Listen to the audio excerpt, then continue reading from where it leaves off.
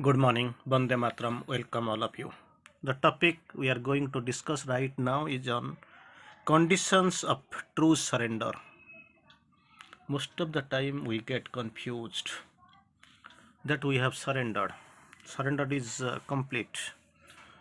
Okay, without true surrender, nothing best can be done in the process of sadhana. That is the required condition. That is the basic condition.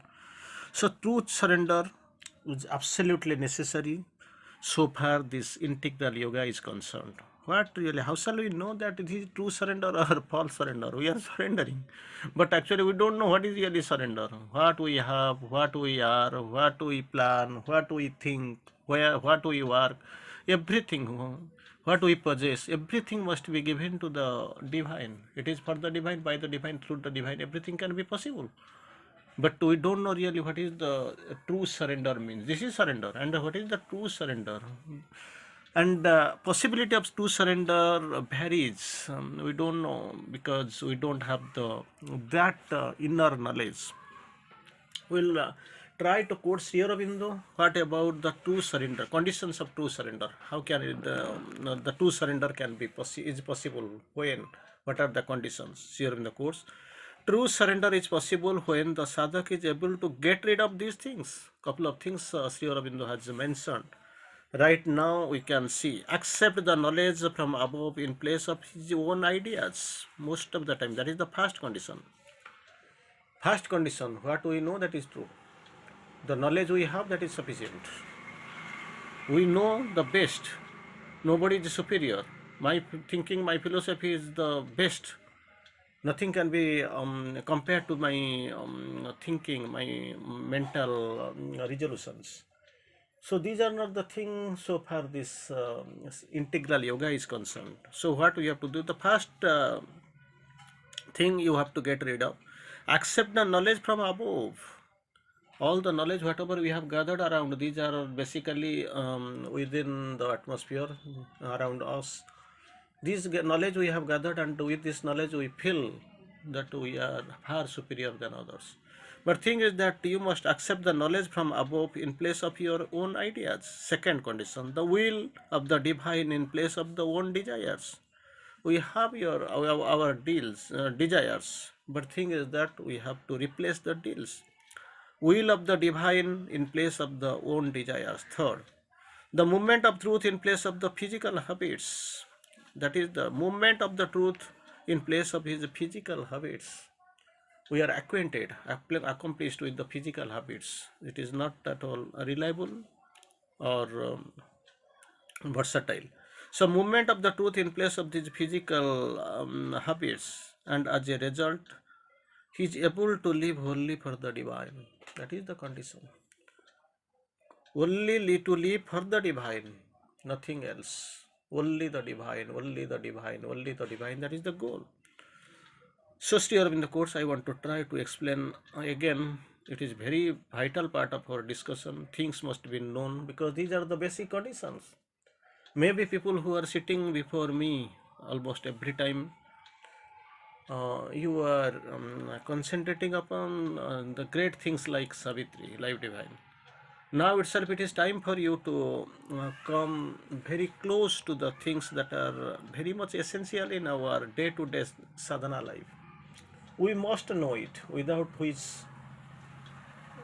really true step can't be treaded upon the integral yogic path.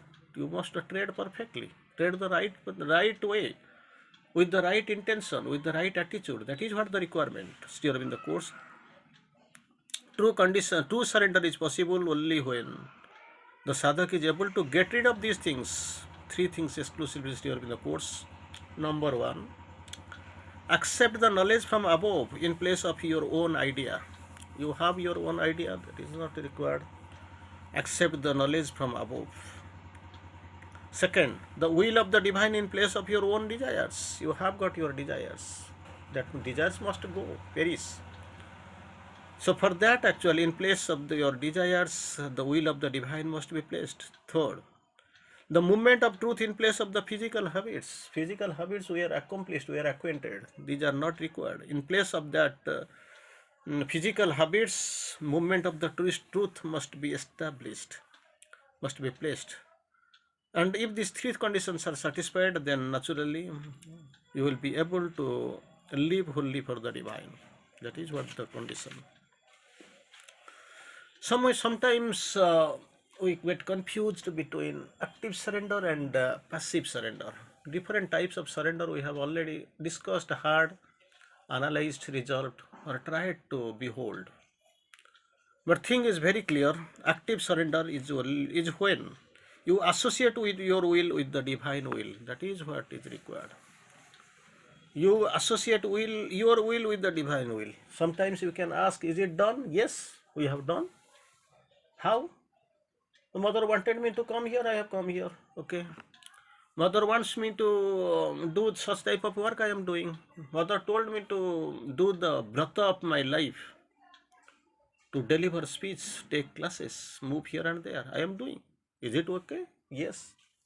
But thing is that okay, you are on the way. To some extent, you are doing okay, going. But this is not absolutely correct.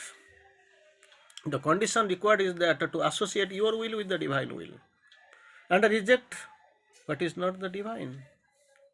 Only the divine must be accepted. Only what is anti-divine, undivine, not divine, that must be rejected. Assent what is divine. Assent to what is divine. Only the divine. Because so far this integral yoga is concerned, the purpose is only the divine. Most of the time we are going, we are staying, even we have spared our life, but we don't know what really this life is. We must be very much capable of knowing it before leading somewhere that is not required. So many steps you have already gone. In spite of all, instead of taking the wrong steps, hundreds of steps in a very wrong direction, try to move even one step or two steps in the right direction. That is very much helpful, needful. So what we have to do, associate will with the divine will, reject what is not divine. Third, assent to what is divine, only the divine, only the divine. Sometimes we claim that we are doing everything as per the divine will, divine intention, and we are fulfilling the divine commands so many ways. But thing is that you must be know. Suppose that input is there, output will be very much clear before you. We must know the output. This is the true output. How can I know? Still in the quotes in Savitri, you must have heard of a couple of lines. I'll try to quote before you. If human will could be made one with the gods, human will and God will, if those are synchronized, they are connected. Human will identified, unified. Human will could be made one with the God. Second, if human thought could echo the thought of God, what the God thinks, God's thought must be echoed in the human thought. That is not human thought, the divine thought, God's thought will take place in the divine, the human thought. If these two conditions are satisfied, then a big miracle is going to happen. Then man might be all-knowing and omnipotent. Who is connecting, he may be all-knowing and omnipotent. Sri Aurobindo knows this is not possible. So Sri Aurobindo quotes again. But man, he can be, he's all-knowing and omnipotent, but he moves in the nature's doubtful ray, suspicious ray, doubtful ray. Then it's not possible. If these are the required conditions. If the required conditions are fulfilled, then he might be all-knowing and omnipotent. But here in the course, not possible. Now he moves in the nature's doubtful ray. So how is it possible? How can we get it? Still in the course 8. The mind of man shall receive the God's light. Still 8. Still starts the sentence with 8. 8. The mind of man can receive God's light. Second, man's force will be guided by the divine, by the God's force. Man's force, however potent he is, however powerful he claims, man's force will be driven by the God's force. If these two conditions are satisfied, then what happens? Yes, I can claim it is done. God is guiding me. With God's force, I am moving, and I am receiving the God's light. Okay, you are receiving, no problem, because you are in the sadhana. In yuga after yuga, you are taking birth after birth. You are taking birth here. You are associated with the mother's work, mother's guidance. You will be here. Okay, that's what we accept. Nothing of depends upon whether we accept or not. Our acceptance, non-acceptance, nothing depends upon that. You are doing, yes, then the output should be this. If the output is you are getting, then fine. What is the output? What should be the output? Then is he a miracle doing miracles? He who is doing all these things, then he is a miracle doing miracles. He will be a miracle. From him, number of miracles will be emerging out. And thus, he can be nature's king. Thus, he can be the nature's king. Now, we feel, we claim, so far the finest animal. Sri Aurobindo quotes, still a child in nature's mighty hands. It is, season is winter season, you are sitting here around me. But thing is that no chillness is there.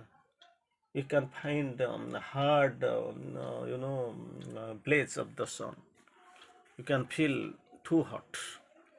Then how? How is it possible? Nature is moving the scenario constantly. The movement of nature is changing fast. Suppose there is a big hot, you have to stay inside the house using your fan, AC. Suppose there is severe cold, you have to remain confined to your blankets, jackets, sweaters. So how can you claim that we are the best, so far the finest animal? Of course, you are the so far the finest animal. There is no doubt of it. But still a child in nature's mighty hands. How nature wants to move you, drive you. You are moving. You don't have any option. You don't have absolutely no option. It is what you are doing here. So the people who will are fulfilling the conditions of surrender and all these things, what I have quoted from Sri Aurobindo Savitri. Thus can he be the nature's king. Nature, not only, now itself he is a subordinate to the nature. If you satisfy these conditions, then nature will be subordinate to you. It will be nature's king. Nature will bow down before its head before you. Anyway, Sri Aurobindo quotes active surrender when you associate your will with the divine will. Associate your will with the divine will. Reject what is not divine. And the third, assent to what is divine. Reject what is undivine, accept what is divine. Your will must be one with the divine will. That is what the required condition. So when the active condition is there, then is also another surrender, that is passive surrender. There is also a passive surrender. Passive surrender, how can we define? What we, Sri Aurobindo is defining. Passive surrender is when everything is left entirely to the divine. He will do. Because my mother has given me birth. So till death, she has to prepare food for me. Even if the death time is coming, I think, mother, you could have stayed for some more time.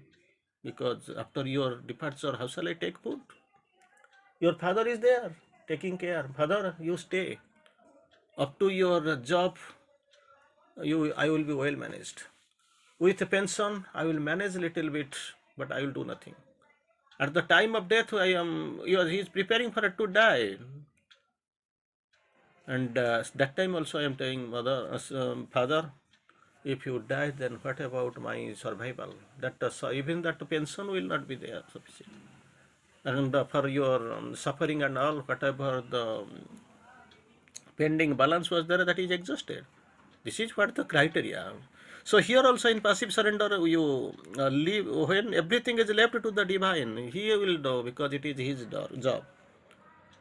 And it turns to that you surrender to the lower nature. Not only you are not going to surrender to the divine, but you are surrendering to the lower nature under pretext of surrounding to the divine. We are pretending we are doing the sadhana and surrendering to the divine, but actually, honestly speaking, I am surrendering to the anti-divine forces, lower nature. We must be very conscious so that we must know, fulfill, and see the possibilities of the true surrender. We must obey the conditions of the true surrender. Thank you for now.